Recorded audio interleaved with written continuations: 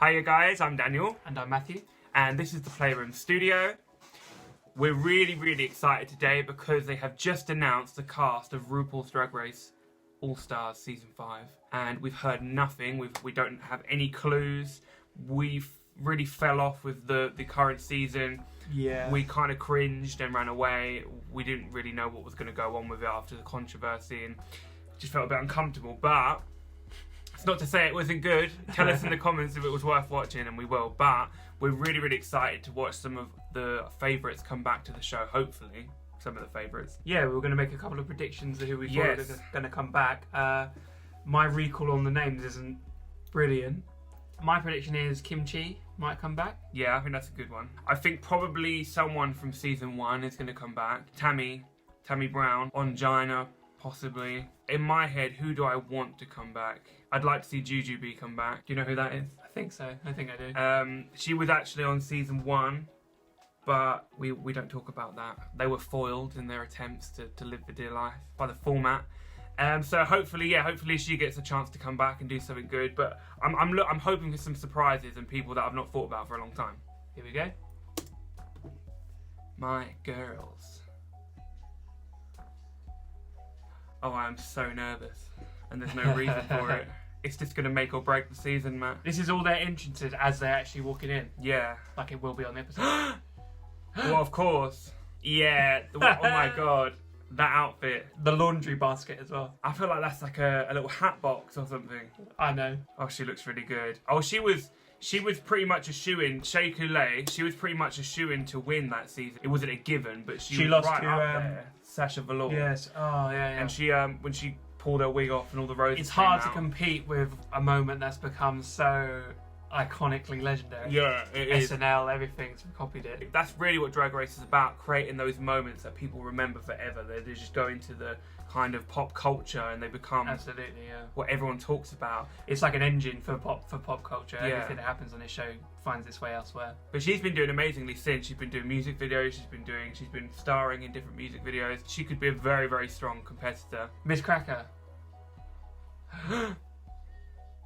Oh yeah. She's really close actually with Bob the Drag Queen, Monet Exchange. She's from New York, so she's all in that world. A big part of her being on the last season, which didn't run well for her, was her wanting to be that one who did everything right. The common denominator with the winners who win first time round is that somehow they find a way to calm down enough to let who they are come forward.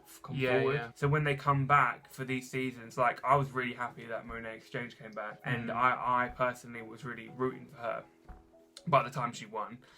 We were all rooting for you! Bam! It's Alexis Mateo. Oh my god. Oh, she looks amazing. Puerto Rican flag. Bam. The original ponytail queen, Matt.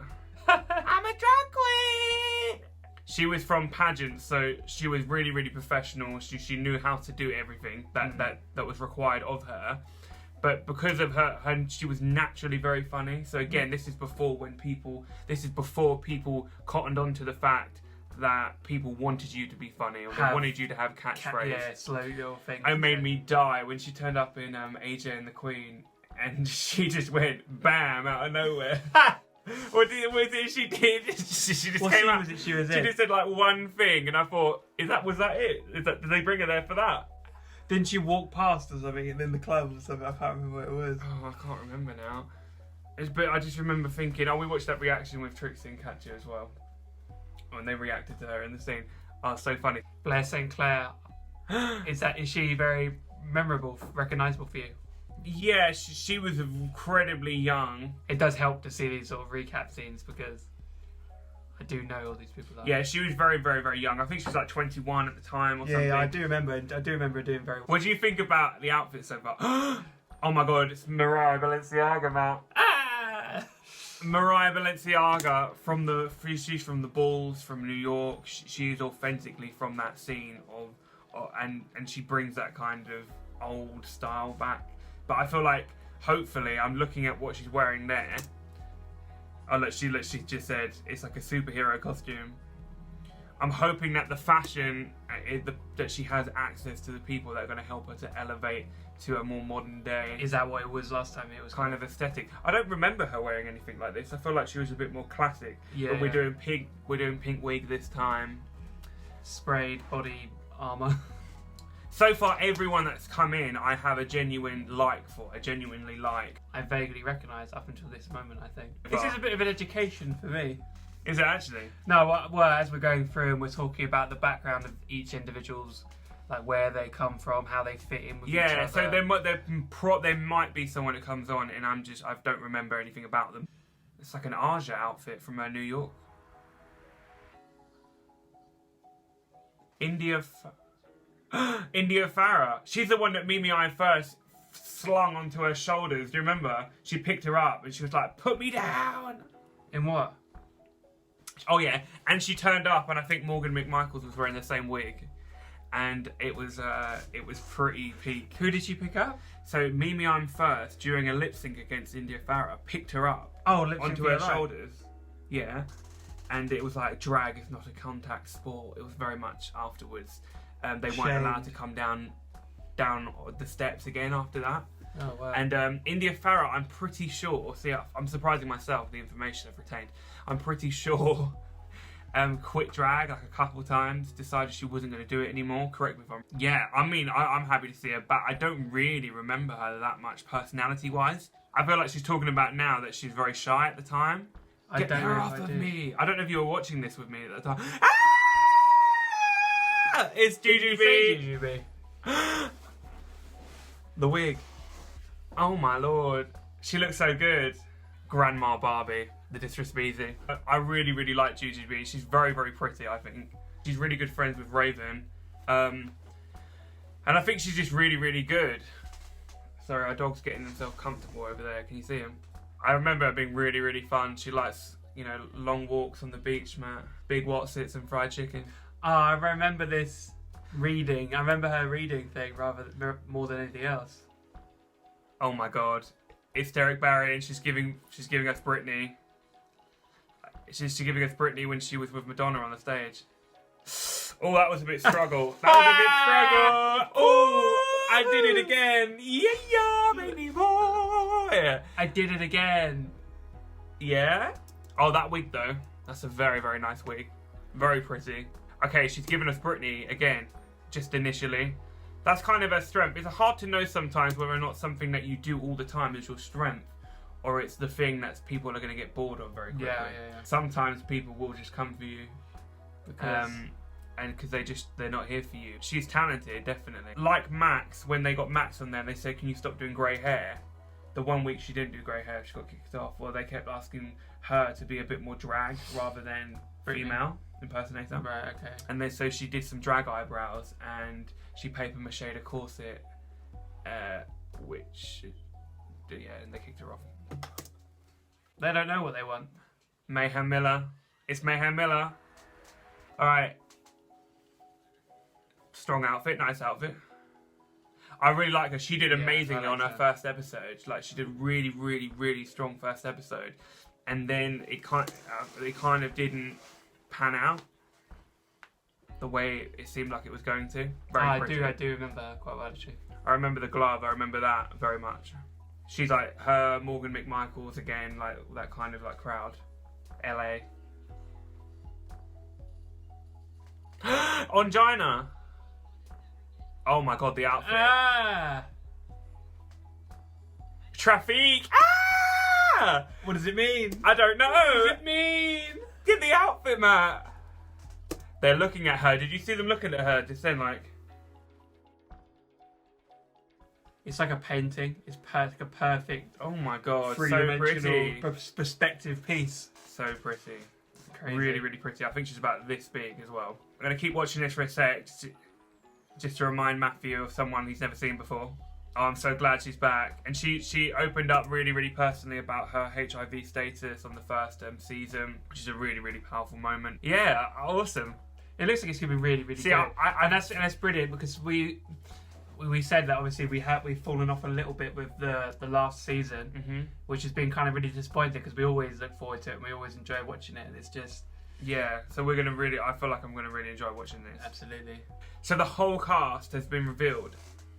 I feel like that's a strong season. Absolutely. Yeah, it looks like it. The outfits are really, really nice. I'm just scrolling through again just to look at what people were wearing at the time. Who do you think's the best dressed coming in? I think Andrina had like the strongest spectacle. I think Derek Barry came in the weakest. Doesn't mean anything.